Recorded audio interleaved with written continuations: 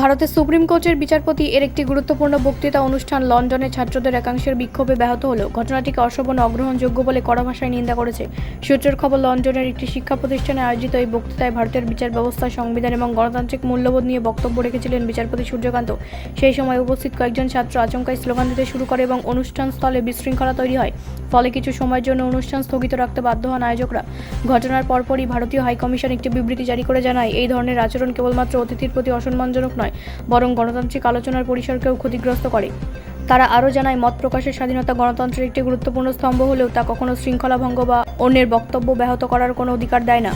ঘটনাটি আন্তর্জাতিক মহলেও সমালোচনার জন্ম দিয়েছে। কূটনৈতিক মহলের মতে, বিদেশের মাটিতে ভারতের একজন শীর্ষ বিচারপতির সঙ্গে এই ধরনের আচরণ দেশের ভাবমূর্তির ওপর নেতিবাচক প্রভাব ফেলতে পারে।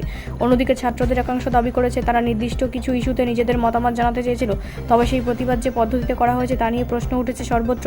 বিশেষজ্ঞদের মতে, মতবিরোধ গণতন্ত্রের স্বাভাবিক অংশ হলেও তা প্রকাশের জন্য শালীন ও গঠনমূলক পদ্ধতি বেছে নেওয়াই উচিত। এই ঘটনা আবারও সেই বার্তাই সামনে নিয়ে এলো। ব্যুরো রিপোর্ট, রাষ্ট্রীয় প্রসার বাংলা।